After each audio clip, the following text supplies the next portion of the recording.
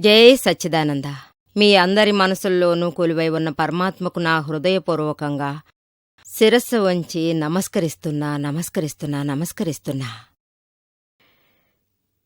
ఈరోజు నేను మీతోటి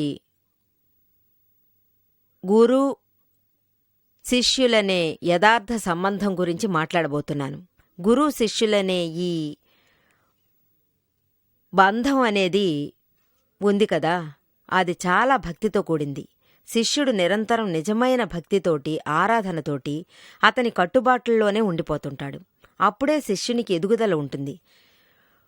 గురువుగారి ఏదో ఒక విషయంలోనైనా శిష్యుడు అర్థాన్ని మార్చేస్తే స్వతంత్రమనే దానికి అతను వచ్చేస్తాడు. దాని ఫలితం మాకు ఎక్కడికో తీసుకెళ్ళిపోతుంది. ఆ పైన అతను చేయలేకపోతున్నాడు. అలాగే అతను మోక్షపు మార్గాన్నే పొందలేకపోతున్నాడు. తోడుగా ఎన్నో జన్మాలుగా తను పొందాల్సిన విధుల్ని పొందలేక అతను మోసపోతున్నాడు.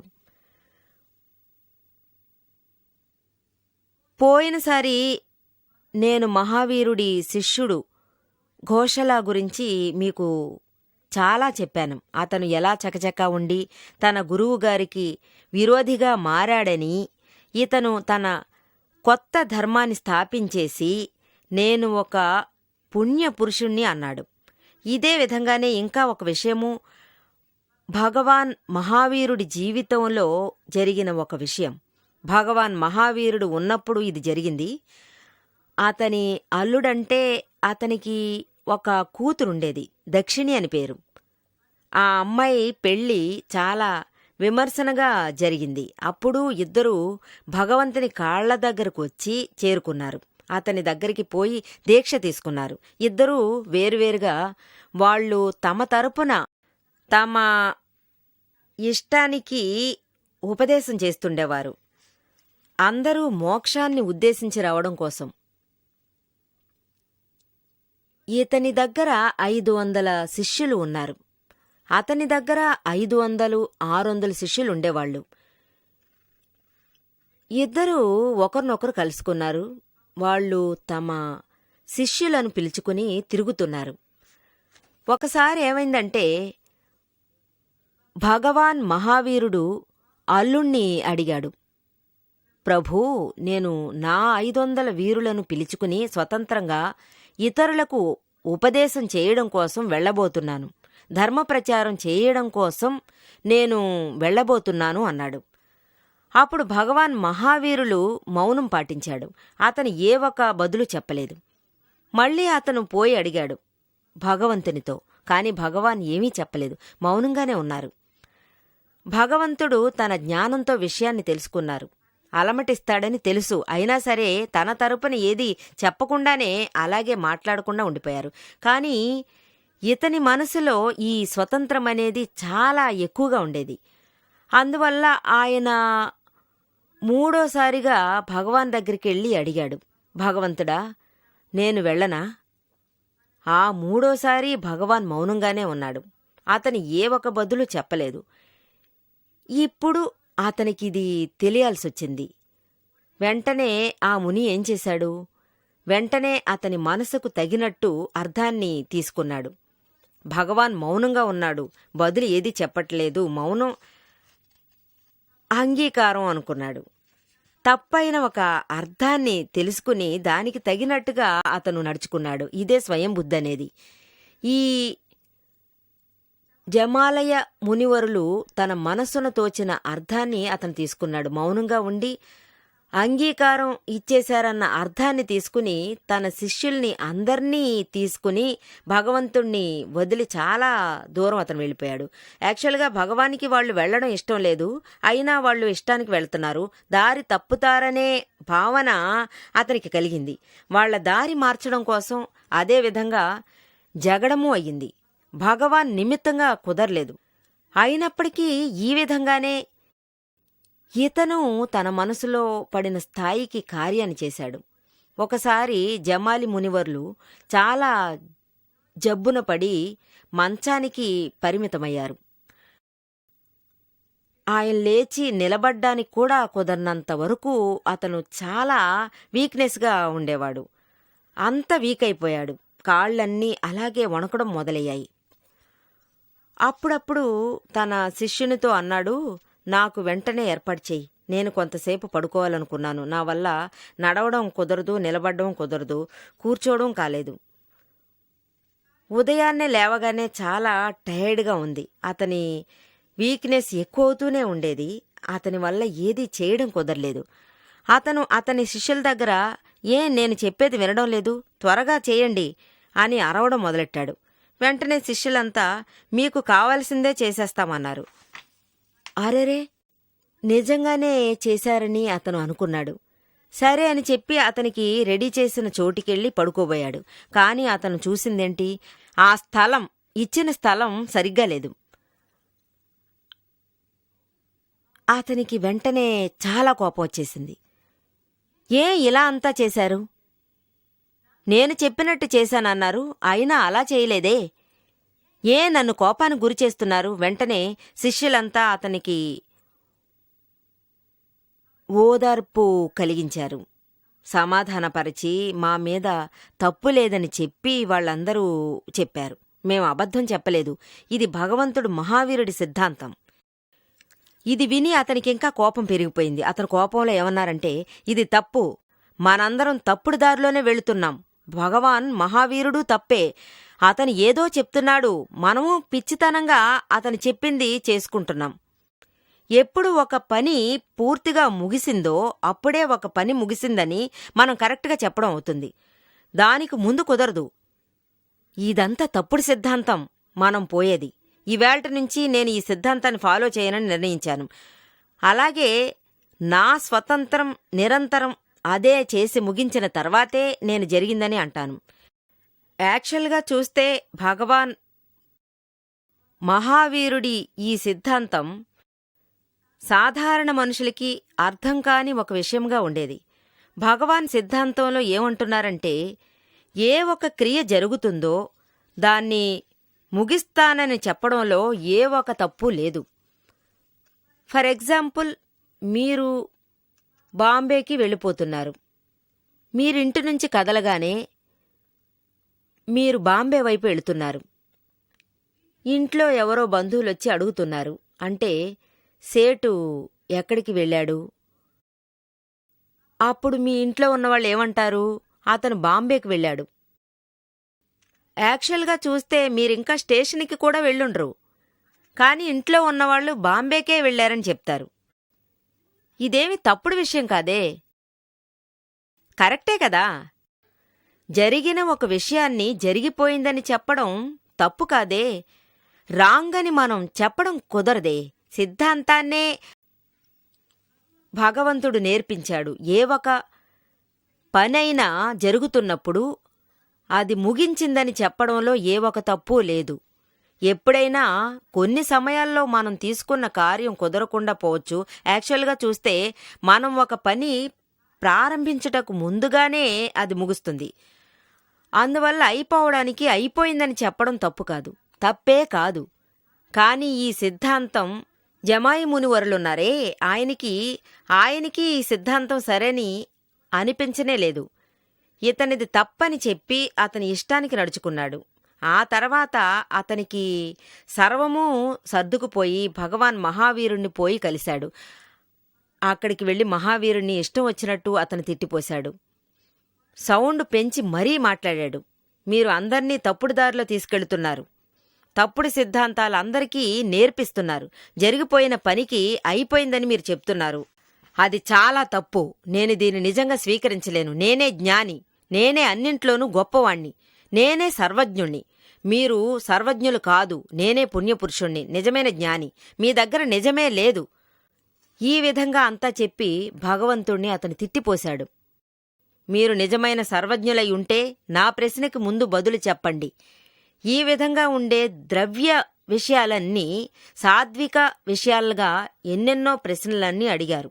కానీ జమాలి యొక్క ఏ ఒక ప్రశ్నకి సరైన బదులే అతను చెప్పలేదు. యాక్చువల్గా భగవాన్ మహావీరుడు కాదు, గౌతమ్ స్వామి అడిగాడు. భగవాన్ పాపం అతనేం చూశాడు? అతనికి ఇలా అంతా జరుగుతుందని తెలియదు కదా. అతను కైవల్య జ్ఞాని. ఇంకా చెప్పాలంటే తీర్థంకరులు భగవంతునితో ఉన్నాడు. గౌతమ స్వామికి కైవల్య జ్ఞానం దక్కలేదు. అందువల్ల అతను ఏమీ చెప్పలేదు. ఇతనెందుకు ఇలా తప్పుడు కార్యం చేశాడు అని చాలా బాధపడ్డాడు. ఈ విధంగా చేయాలనే కరుణ మనసుతో అన్నారు. తను చేసింది తప్పని తెలుసుకోకుండా అతను మాట్లాడుతున్నాడు. ద్రవ్యాల గురించి ఏమేమో అడిగాడు. దేనికి బదులు తెలియనట్టుగానే ఉన్నారు. ఏ ఒక ప్రశ్నకి అతనికి బదులు చెప్పడమే కుదరలేదు. అప్పుడే గౌతముడు ఏం చెప్పాడు అంటే, మీరు ఎలా ఈ విధంగా పుణ్యాత్ములంటారు? భగవాన్ మహావీరుడు తప్ప ఈ భారత క్షేత్రంలో వేరెవరూ లేరు. ఏ ఒక తీర్థంకరుడు లేడు. ఏ ఒక సర్వజ్ఞుడు నిజంగా లేడు. మీరే ఆలోచించి చూడండి. కాని జమాలి అతనిని ఒక వార్త కూడా అతను చెవికి ఎక్కించుకోలేదు. అతనికి కోపం ఎక్కువైంది, అహంకారం ఎక్కువైంది. అతను బయటికి వెళ్ళిపోయాడు. తనకున్న స్వతంత్రమైన ధర్మాన్ని అతను ప్రారంభించాడు. తనకున్న స్వతంత్రమైన క్రియను వాడుకోవడం మొదలుపెట్టాడు. అతని దగ్గర 600 శిష్యులున్నారు. కానీ కొంచెం కొంచెంగా శిష్యులు అతన్ని వదిలిపోవడం ప్రారంభించారు. భగవాన్ మాట విని నడుచుకోవాలన్న కోరికే వీరికి రాలేదు. సర్వమూ తగ్గుతూ వచ్చాయి. ఇక్కడ ప్రియదర్శిని, భగవాన్ మహావీరుడు కూతురు, జమాలి మునివర్ల పెళ్ళాం అందరూ ఉన్నారు. పాపం తన భర్త పోయిన దారిలోనే పోయారు. మహావీరుడికి విరోధులయ్యారు. వాళ్ళు వాళ్ళ భర్తలకి స్వతంత్రముగా నడుచుకున్నట్టే నడుచుకున్నారు. తన భర్తనే తీర్థంకరుడు అని ఆమె చెప్పారు. తండ్రిని గౌరవించలేదు. వీళ్ళందరూ స్వతంత్రంగా ఉండడం ప్రారంభించారు. కూతురు సరే, అల్లుడు సరే, వీళ్ళందరూ స్వతంత్రంగా ఉన్నారు. భగవాన్ పాపం ఏమీ అనలేదు. వాళ్ళు చేసేది చేయని అని వదిలేశారు. ఆయన మాత్రం వారి కార్యాలు చేసుకున్నారు. ఒకసారి ఏమైందంటే, ప్రియదర్శిని తన శిష్యులతో ఒక భగవంతుని భక్తుడున్నాడు, అతను చూడ్డానికి వెళ్ళింది. అక్కడ ఆవిడ బస చేసింది. కుంభారుడికి ఇది తెలిసిపోయింది. ఈ ప్రియదర్శిని తప్పుడు దారిలో పోతూ ఉంది, భగవాన్ మహావీరుణ్ణి గౌరవించట్లేదని తెలిసిపోయింది. ఈమెకు ఎలాగైనా ఒక పాఠం నేర్పించాలని ఒక ఉపాయం వేయాలనుకున్నారు. అతని దగ్గర కొన్ని మురికి బట్టలు అన్నీ చాలా ఉన్నాయి. వాటన్నిటినీ వేసి మూట కట్టి పడేసి వాటిని వెలిగించి అతని బట్టల వెనుక అతను విసిరిపారేశాడు. అలాగే విసిరిపారేశాడు. అతను సడన్గా భయపడిపోయి అరవడం మొదలుపెట్టాడు. ఏమో చేసేశారు, ఎవరో ఏదో చేసేశారు, నన్ను కాపాడండి అని అరవడం మొదలుపెట్టాడు. నిప్పు అంటుకుంది. అప్పుడే ప్రియదర్శినితో చెప్పారు, మీరెందుకు ఏదో కాలిపోతున్నట్టు చెప్తున్నారు? మీరు మీ సిద్ధాంతాన్ని ఏది ఉంచుకున్నారు? నడుస్తున్న క్రియను జరిగిపోయిందని మీరు చెప్పకూడదు. మీరు ఏం కాలిపోయారా? మీ బట్టల్లో కార్నర్లో ఒక చిన్న స్థలంలోనే కదా కాలింది. దీనిపోయి మీకు ఏదో అయినట్టు అంటున్నారే. అప్పుడు మీరేంటి నేను కాలిపోయానని అరిచి గీపెడుతున్నారు? మీ సిద్ధాంతం, మీరు చెప్పేది ఒకలా ఉంది, మీరు చేసేది వేరేలా ఉంది. ఏదీ నాకు అర్థం కావట్లేదు. అప్పుడే ప్రియదర్శినికి తెలిసింది. తననే అనుకుని చాలా సిగ్గుపడింది. అప్పుడే అతను చేసినందుకు అతను బాధపడ్డాడు. నేను తప్పుడు దారిలో వెళుతున్నాను, ఈ కుంభయ్యే నా కళ్ళు తెరిపించాడు. అతనికి చాలా బాధ కలిగింది. తన తండ్రినే విరోధం చేసుకుని అతను చాలా ఫీలయ్యాడు. పరిహారం చేశాడు. భగవాన్తో త్వరగా పరుగున వెళ్ళి అతని పాదకమలాల మీద పడ్డాడు. అతను మానసికంగా బాధపడి ప్రాయశ్చిత్తం చేసి దానికోసం పరిహారము చేయసాగారు. చాలా బాధపడి అతని తండ్రితోటి కన్నీళ్లు కార్చి దానికోసం క్షమాపణ అతను కోరుకున్నాడు. భగవాన్ పాపం కదా, ఏదీ తెలియనివాడు. అందువల్ల ఏ బాధ కలగకుండా అతన్ని క్షమించాడు. అతను ఒక కరుణామయుడు కదా. అందువల్ల అతని దగ్గర క్షమాపణ అనేది సహజమైన ఒక విషయముగా ఉండేది. ఎవరికి మనసు విరిగిపోయి దుఃఖం వస్తుందో అతను క్షమాపణ పెడతారు. భగవంతుడే సర్వము కరుణతో చూసేవారు కదా. అతని దగ్గర మనం ఎందుకని క్షమాపణ అడగాలి? తప్పని తీసుకోని వాళ్ల దగ్గర ఎందుకు మనం అడగాలి? ఒకరికి తప్పే తెలియనప్పుడు వారిని ఎందుకని క్షమించాలి? అతనికి ఈ లోకంలో ఎవరూ తప్పు చేయని వాళ్లే, ఎవరూ తప్పు చేయకుండా ఇదే దృష్టితో చూస్తుంటారో అది మాత్రమే కాదు, ఈ లోకంలో ఎవరూ తప్పు చేయలేదన్న దృష్టితో ఈ ఒక దృష్టే జ్ఞానులకు, పురుషులకు కలుగుతుంది. దాదాజీ ఎప్పుడూ చెప్పేది ఇదే.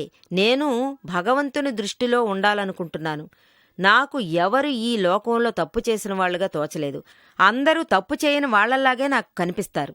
హత్య చేసిన వాళ్లు కూడా మనకు తప్పు చేయని వాళ్లగానే తోచింది. వాళ్ల కర్మవిధే వాళ్ళని చేయిస్తుంది, వాళ్లుగా ఏది చేయడం లేదు. ఈ దృష్టి నిరంతరం వాళ్ల దగ్గరుండేది. ఇందువల్ల అతను ఎవర్ని తిట్టిందీ లేదు, ఏది చెప్పిందీ లేదు. ఎవర్నీ ఎవరూ కోపగించుకున్నదీ లేదు. ఎంతగా కష్టాలు వచ్చినా, ఇచ్చినా, నష్టం వచ్చినా వాళ్లను తప్పుగానే అనుకోరు. ఈ జ్ఞానుల దృష్టి ఈ విధంగానే ఉంటుంది. ఈ దృష్టిని అందరూ నేర్చుకోవడం చాలా అవసరం. నేను ఆయన దగ్గర్నుంచే నేర్చుకున్నాను. అదే మీకు చెప్తున్నాను. ఎవర్నీ తప్పుడు దృష్టితో చూడకండి. ఎవరూ తప్పు చేయట్లేదు. అందరూ వాళ్ల కర్మవిధి ప్రకారమే నడుచుకుంటున్నారు. కర్మవిధి ప్రకారమే వాళ్ళు నడుచుకుంటున్నారు. ఇందులో ఎవరూ ఎవర్నీ తప్పు చేసిన వాళ్లుగా చెప్పగలుగుతాం? తప్పు చేయాల్సిన అవసరమే లేదు, అక్కర్లేదే. ఎప్పుడు మీకు ఈ దృష్టి అనేది వస్తుందో లోకంలో ఏదీ దుఃఖంగా తెలీదు. ఎవరూ కర్మవిధిని ఉంచుకోలేరు. ఎవరిలోనూ ప్రతీకారం కలిగుండదు. ఒకరికి ఒకరు కోపగించుకోరు. ఈ తప్పైన దృష్టిని వదలడం చాలా అవసరం. భగవాన్ మహావీరుడి దగ్గర ఇదే మనం నేర్చుకోవాల్సింది. జమాలి కూడా అతను తప్పు చేయనివాడుగానే అనుకునేవారు. తన కూతుర్ని కూడా అతను తప్పు చేసినట్టుగా చూడలేదు. వాళ్ళందరినీ క్షమించేశారు. కాని జమాలి యొక్క స్వతంత్రం పోనేలేదు. ప్రియదర్శిని యొక్క స్వతంత్రము పోయింది, కాని జమాలిది పోలేదు. అతను భగవంతుని చూసిన తర్వాత మోక్షాన్ని పొందడానికి అతనికి చేతకాలేదు. భగవంతుని విరోధిగా అతను అయిపోయాడు. అతను ఈ పిడివాదాన్ని వదిలిపెట్టలేదు. నేనే పుణ్యాత్ముణ్ణి, నేనే భగవాన్, నేనే సర్వం అర్థమయ్యాయి. భగవాన్ మహావీరుడు చెప్పేది తప్పు, అతను అందర్నీ తప్పుడుదారిలో తీసుకెళ్తున్నాడు. ఈ విధంగా జమాలి మునివర్లు ఆఖరిదాకా మాట్లాడుతూనే ఉన్నారు. చాలా పాపకర్మ విధుల్ని ఆయన కలిగించుకున్నారు. ఈ విధంగా ఉండే ఆయన చనిపోవడం జరిగింది. అతను చాలా చెడ్డ కర్మవిధిని కలిగించుకున్నారు. అలాగే శాస్త్రాల్లో చెప్పినట్టు పలుసార్లు అతను నరకానికి పోవాల్సి ఉంటుంది, మృగాల గతికి వెళ్లాల్సి ఉంటుంది. మనిషిగా రావచ్చు, ఆ తర్వాత ఈ దృష్టి అతనికి నిజంగా రావచ్చు. ఆ తర్వాత ఆఖరికే మోక్షం అనేది అతనికి వస్తుంది. దీనికే కోట్లాది సంవత్సరాలవుతుంది. భగవంతుణ్ణి చూసిన తర్వాత కూడా ఈ పరిస్థితి వచ్చింది. దీనికి కారణమేంటి? ఒకే ఒక కారణమే, అతని స్వతంత్రమే. భగవంతునికి ముందే స్వతంత్రంగా అతను నడుచుకునేవారు. భగవంతుని కట్టుబాట్లలో అతను లేడు. దానికి తగ్గ ఫలితం అతనికి దక్కింది. ప్రియదర్శిని మనసారా బాధపడింది. అందువల్ల ఆవిడ విడిపోయింది, మోక్షానికి వెళ్ళింది. ఇవన్నీ మోక్ష మార్గంలో స్వతంత్ర భావం అనేది నిజంగా ఉండకూడదు. స్వతంత్రం అనేది తప్పు, భయంకర తప్పుగా భావించబడుతుంది. స్వతంత్రంలో మన బుర్రతోనే ముందుకెళ్లగలం. అలా ఉంటే మోక్షం దొరకనే దొరకదు. భగవాన్తోటి మరీచి కూడా ఉన్నారు. అతనికి ఇదే గతే పట్టింది. మరీచి అనేది భగవాన్ మహావీరులు పలు జన్మాలుగా వస్తున్న ఒక జన్మ విషయం.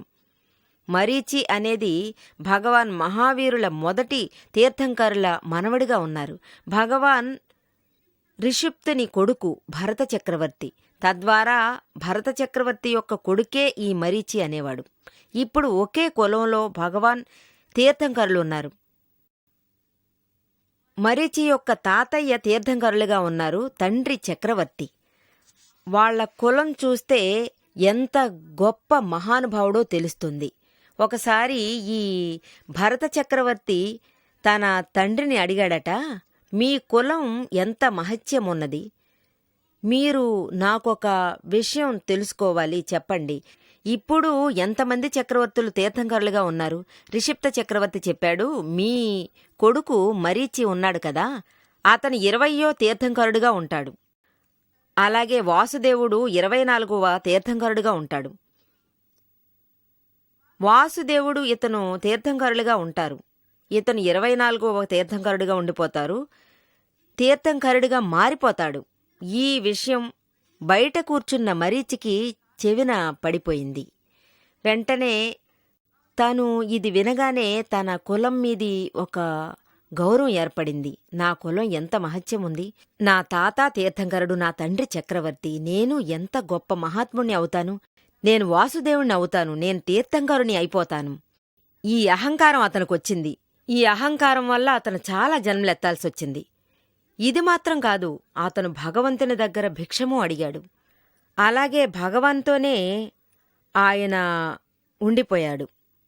ఒకసారి ఏమైందంటే అతను బాగా జబ్బున పడ్డాడు. జబ్బున పడ్డ తర్వాత తద్వారా ఎవరూ అతన్ని అంతగా పట్టించుకోలేదు. ఎవరికి వాళ్ళు తమ తమ పనులు చేసుకుపోతూ ఉన్నారు. ఇతన్ని పట్టించుకోలేదు. అందువల్ల అతని మనసులో ఒక ఆలోచన వచ్చింది. అరెరే, మన శిష్యులు అందరూ యాక్చువల్గా ఏడవాలి. ఈ విధంగా నేను కష్టాలనే అనుభవిస్తున్నాను.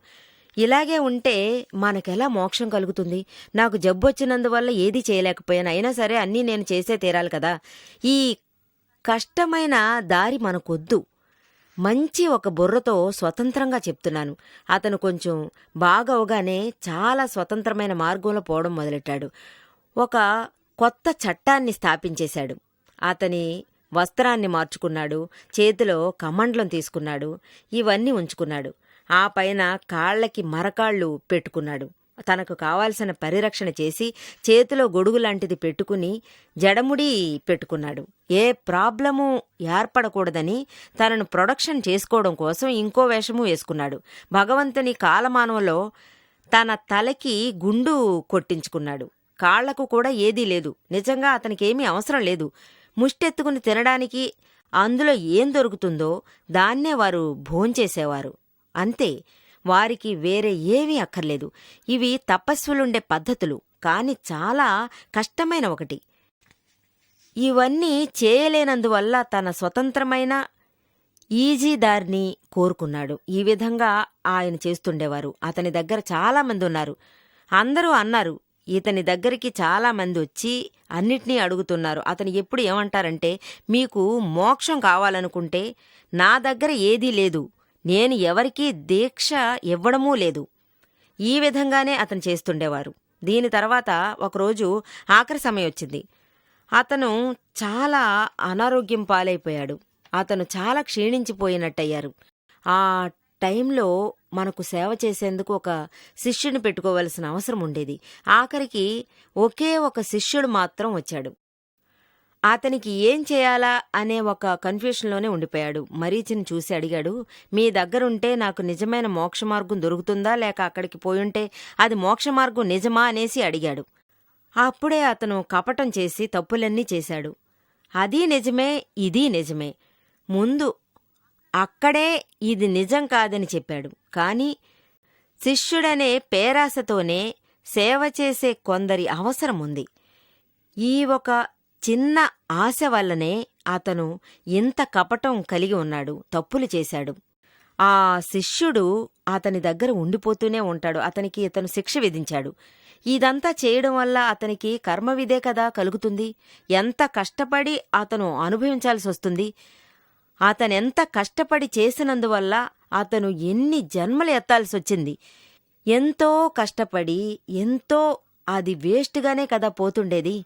చాలా కష్టాల్ని దుఃఖాల్ని సహించుకుని, ఈ ఆశ చాలా చెడ్డ విషయం. శిష్యునికి ఈ ఆశ అనేది కలగనే కూడదు. అందువల్లే దాదాజీ ఎప్పుడు చెప్తారు, జ్ఞానులని మనం ఎవర్ని అంటామో, అంటే ఎవరికి ఏ ఒక వస్తువు అక్కర్లేదో వాళ్ళకి ఏదీ అక్కర్లేదు, డబ్బొద్దు, ఏదీ వద్దు. వాళ్లే నిజమైన జ్ఞానులు. ఎక్కడ ఆశ ఉందో అక్కడ వట్టి అజ్ఞానమే ఉంటుంది. ఈ రకంగా జ్ఞానాన్ని వెతకండి. అప్పుడే అతను మీ చేతికి మోక్షాన్నిస్తారు. జై సచ్చిదానంద.